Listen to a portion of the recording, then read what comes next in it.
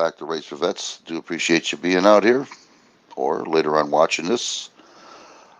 I have a little scenario here going on about lobbyists in our government. Are they for the senators or are they for the American people or both? You decide, people. I'll be back in just a short. We'll start with this.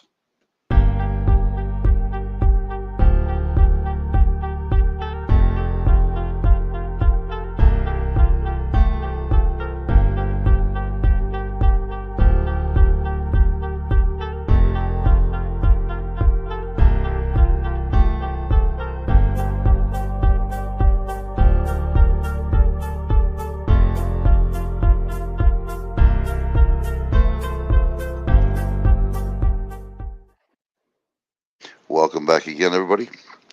Yeah, there's a lot of stuff going on here in America, and you can see it today. The crime is just immense, and it's getting worse, like I said it was going to. Like a cancer spreading all over the United States, our country, because of the illegals that are coming in and are not being checked out to find out who they are. And you can bet 2 to 1 that these countries that are allowing these people to come over here are coming from jails. So that's no surprise, believe me. And Joe Bite Me is allowing this to happen.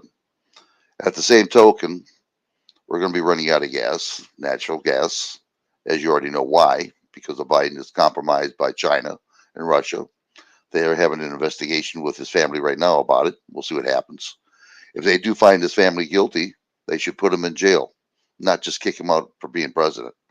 Make an example out of him. I'm tired of these people getting away with it. And they sitting back and enjoying themselves. Who cares? Put them in jail. The best thing you can do to show an example to other people.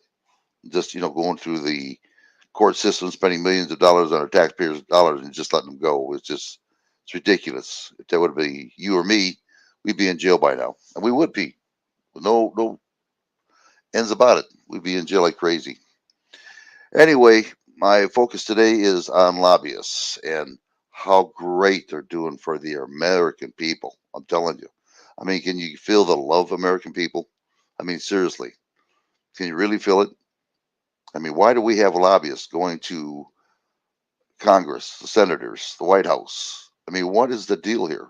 Why are they there? What are they doing? Are they making deals underneath the table? Or are they helping American people out? I do not see it myself. I don't see anything with these lobbyists that are helping us out. All I see is greed and more power for the government. So, without further ado, we're going to start this right now and get this thing going. Here we go.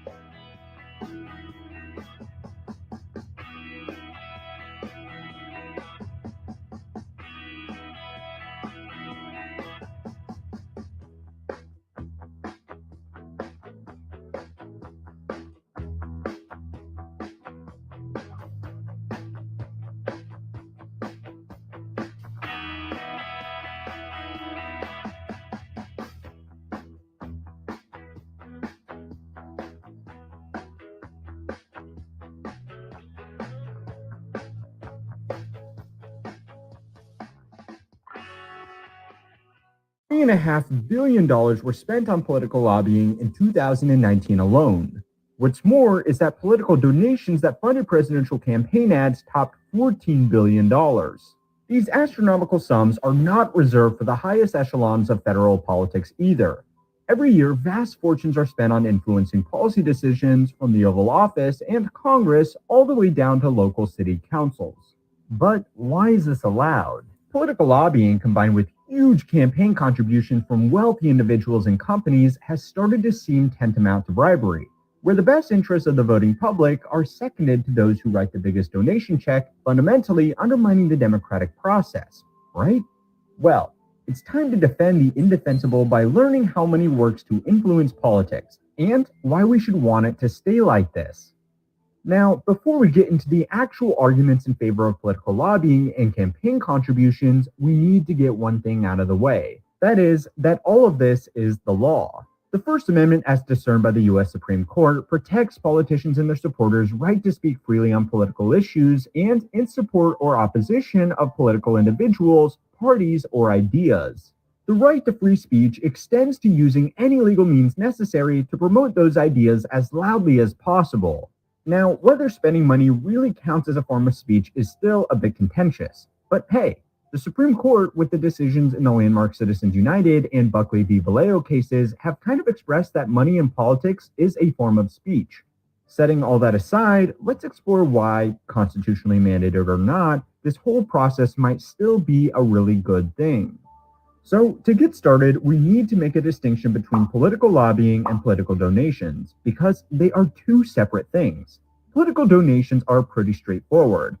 It is the financial contributions paid to a political party or candidate for them to use on their election or re-election campaigns. Political lobbying is a little bit different. It involves special interest groups operating to actively sway the decision-making process of a politician, a party, or the entire government. It sounds pretty nefarious on the surface, but think of it like this. If you've ever attended something as simple as a town hall meeting to voice your opinion on what should happen to abandoned Lot 48, well, you've engaged in political lobbying. Political lobbying does not need to involve money at all, and it normally doesn't.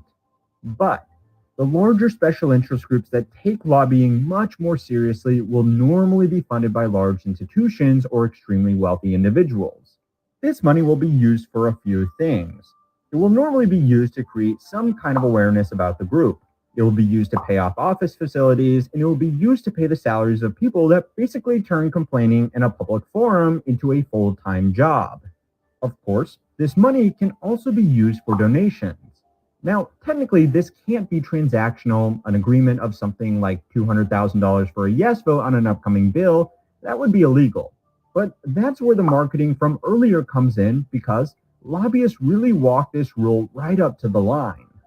If a special interest lobbying group named Americans for Lower Taxes makes a contribution to your political campaign and you later publicly vote to support a new capital gains tax legislation, well, it should be pretty obvious that you aren't getting any more donations from them in the future, and chances are they will probably fund the opponent instead. Good luck. The types of people that can afford to fund these organizations tend to have a different objective than the common man, and sometimes those objectives would even be at odds with what the majority might want. So, obviously, this is a pretty gross misuse of financial dominance to subvert the outcome of the democratic process, right? Well, not necessarily. For starters, a good chunk of this money still does come from regular people. I am once again asking for your financial support. But more so than that, these organizations are actually limited on how they can make these donations. Right off the bat, the federal law does not allow corporations to donate money directly to political candidates, so they need to find alternatives. So what they do instead is use what's known as soft money. These institutions will pay to have a presence in Washington and a working personal relationship with lawmakers through their agents. These agents can work as experts on certain issues and even draft legislation for lawmakers to put before Congress. Again, this might sound bad, but in reality, our political system relies on these agents to operate effectively. I don't know if you've noticed, but a lot of lawmakers are fucking stupid. But I'd ask you, how does that show up on a 7-year-old's iPhone who's playing a kid's game? Congressman, iPhone is made by a different company. A majority of them are ex-lawyers at best, or cranky old businessmen looking for something to do in retirement at worst. Imagine you put the issue of something like encrypted data collection in front of your grandparents to debate over, and you might start seeing the issue. Sometimes these guys have no idea what they are legislating. For what it's worth, that's fine. It's impossible to expect all these lawmakers to be experts on all things, which is why they are free to ask for help. A political lobbyist from the tech space will be able to explain in-depth ramifications of a proposed piece of legislation.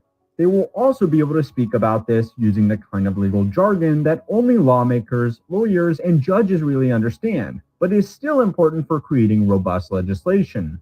Of course, these lobbyists are paid by the tech companies, so they will always try and spin any proposal in favor of the tech companies they represent.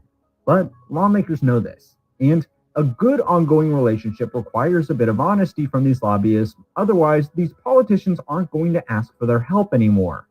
Now, you might say, well, why don't we just pay to have public expertise advise politicians in order to take out the special interests of these pieces of advice? And you might be able to guess it. That would be really expensive. People that are qualified enough to speak with confidence on the legislative process while also being experts on topics ranging from technology to medical research all the way up to environmental sustainability attract fat salaries. You would also need lots of them because not all of them are going to be experts on all issues. You would also need enough to go around between all of the lawmakers considering an important issue. It's just not feasible. But perhaps all of this is skirting around the main issue. As hard as I try and defend it, there are loopholes in place that allow massive piles of money to flow into election campaigns that are costing more money than most people's entire extended family will see in 100 lifetimes. Okay, but consider the alternatives. There are a few options here. State-funded election campaigns, exclusively self-funded campaigns, or no funding allowed at all. Let's start with the last one. Some groups have floated the idea of eliminating campaign funding altogether. Instead, candidates would be invited to attend a series of public forums where they could debate issues, and that would be the extent of the process. The problem here is that it disproportionately favors incumbent lawmakers because they will be the person that the people know. By the same logic, it also favors people who have a strong public image outside of politics, i.e. celebrities. And if there's one thing we don't need, it's more celebrities in politics. It also doesn't necessarily stop someone else with a big audience swinging the result of an election. Think of someone like Casey Neistat, who made 2 videos supporting Hillary Clinton and Joe Biden in their respective presidential elections. Casey was well within his right to do this, of course, First Amendment and all that good stuff, but he could get that message out to millions of potentially undecided voters. And if actual politicians didn't have a platform to share their counterargument, well, then politics would quickly turn into a game of who has the most famous friends. Well, okay. What if instead the government gave these candidates a budget they could spend any way they like on promoting their campaign? Sure, it might cost taxpayer dollars, but maybe that is worth it to get corporate influence out of politics. The problem is, how do you distribute this money? You could distribute it to parties based on the seats they currently hold in government, but this can cause drastic and irreversible chain reactions that favor one party over another. If one party has a really good election cycle, they would get more money in the next election, and likely win more seats, which would give them more money in the election after that, and so on until they control the entire government. The other alternative is to just give money to every candidate, but this causes other issues. Mostly, people just running for office to get money from the government. Now, some states actually run what are called clean elections, which is basically what has been described here. And this problem of non serious competitors is a really big deal. If this became widespread enough, people could just make it their full time job to run for every election out there and secure themselves some campaign funding. Now, you might say this sounds simple to solve. Just throw these fraudulent candidates in jail, and yeah, sure, I suppose that could work. But no great government in history relied on throwing political candidates in prison in order to run proper elections. Yeah, the optics of that would be awful. All right. What about only allowing self funded election campaigns? Well, this is the worst solution of the bunch. This is how you get nothing but billionaires being president, because they are the only ones that can afford to pay for all the TV ads, rallies, and public appearances across the country.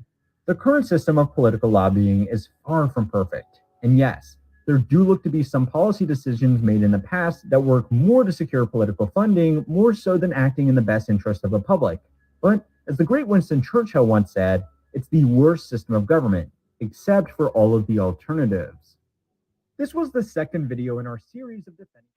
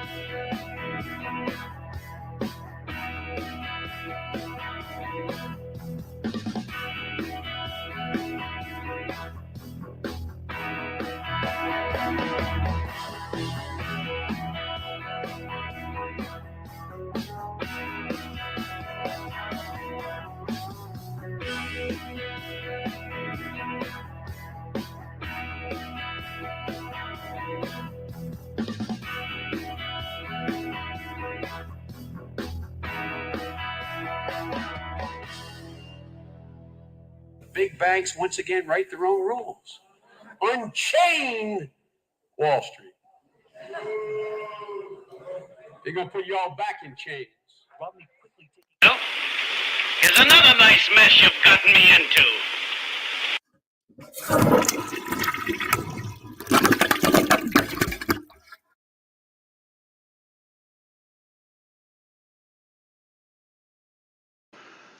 Thank you all. I want to show you something here that I was not aware of. And again, I'm only as good as my friends are, and they give me a lot of information on try to decipher it and try to put it out there.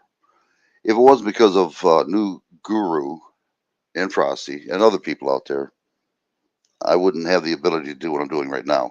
You know, check things out and find out things. I mean, I do some stuff, but it's always good to have other people out there to see other stuff other than you. And I want to show you something here that I was really surprised about.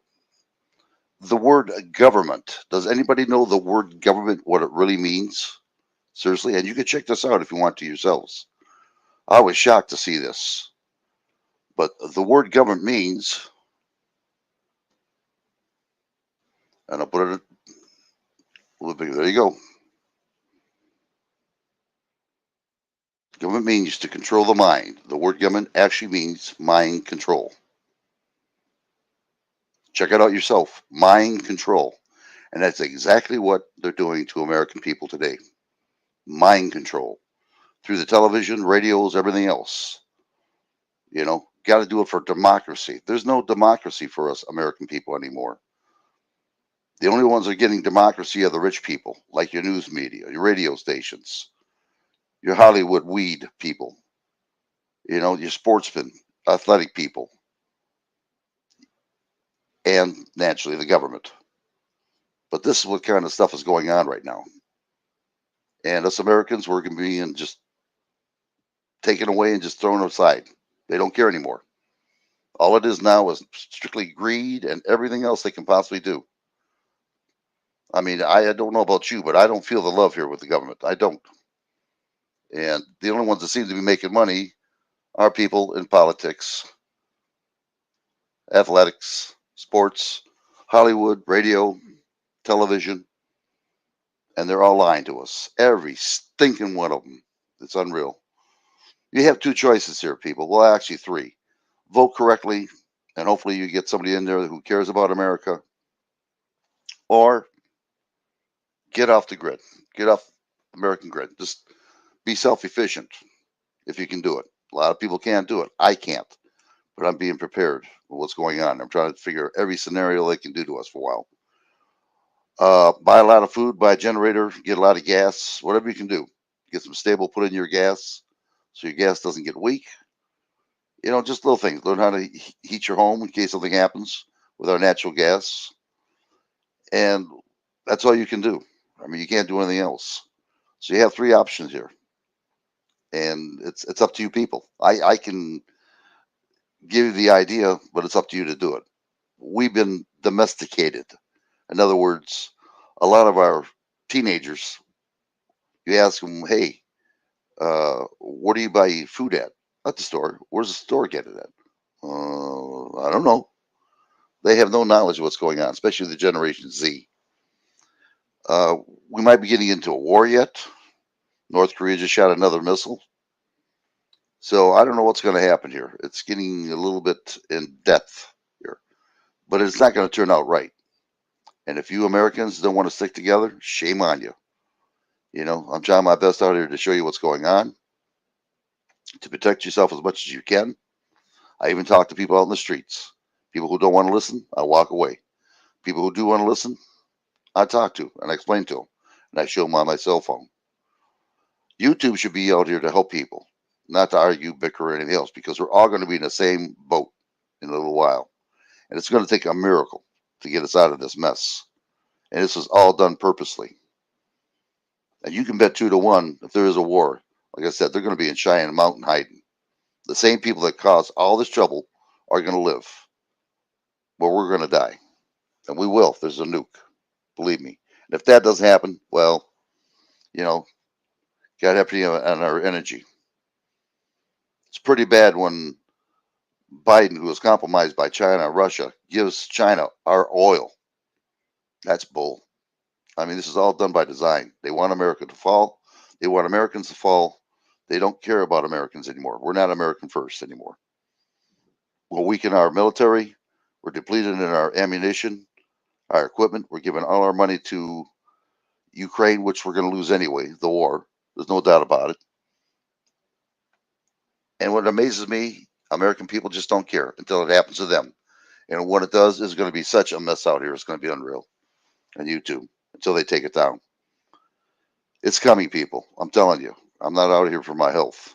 Believe me. I'm trying to help other people out here who want to listen. And I know majority of you are not going to do it because you don't believe what I say. When it comes down, you're going to know. And I hope I'm wrong, like I said before. But I've read too much. I've just seen too much in my time to recognize things that this ain't right now. What's going on? Your politicians are just forgetting about you totally. They're more interested in going to court and everything else than to helping us out and changing laws to help us out like they did themselves. They have a lot of laws to protect themselves. They can even lie in Congress in front of the American people on TV and get away with it because they can't be touched. Your Supreme Courts, they're all cahoots with each other, these politicians. They all go in the same house, they eat dinner and everything else and laugh their rear off. It's a gang. It's a mafia, is what it is. Don't expect anything from your government. Believe me. So that's just about it. Oh, yeah, there is one thing. I'm going to do 1 minute silence here. A person that I know died. He got in a car accident. I don't know whether the guy killed him or he killed the guy. I have no idea yet. I just heard about it yesterday. So I'm going to have a minute of silence for this gentleman that I've known for a long time. And we call him Joe Pie. That's not his real name. It's just a nickname. I have a nickname for everybody. His name is Joe Pie. So I'm going to give it a minute. Then I'm done. And I appreciate everybody for watching. And God bless you all. And good luck to you. I'm telling you. I'm not asking for money. I'm not asking for subscribers. I'm just asking you to listen. And listen to what I'm saying and understand what's going on. What's going to happen to you people. 2023 and 2024 is going to be a devastating years unless a miracle happens. And you can't blame this on me. I'm just trying to warn people. So, all right, I'm going to give it a minute of silence. And I thank you very much. God bless you all.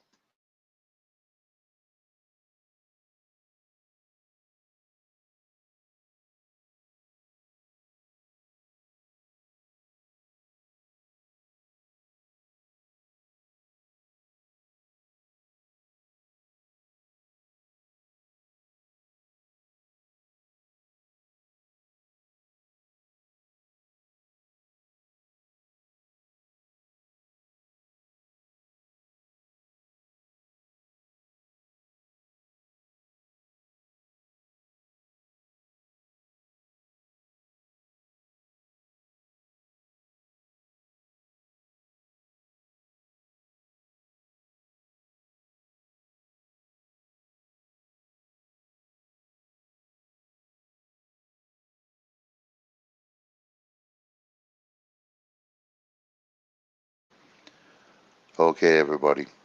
May you all have a good Thanksgiving, good holidays coming up. May you have enough food on your table. And pray that the prices don't keep going up the way they are now, where you can buy food, gas. Believe me, because it's going to be where it's coming down to, do you feed your family or do you put gas in your car? This is what's coming down to right now. And other countries out there like Russia, China, Saudi Arabia, Iran, India, they all got their energy. We don't. So you think about that if something does happen. And again, your government's not for you. We are the people. And that's why our forefathers gave us the Constitution, the first one, not the second one. The right to bear arms to get these people out of here one way or another. All right, everybody. Thank you very much. God bless you. Have a good holidays coming up. I'll be back soon. Catch you in a while. And like I always say, y'all come back now, you hear?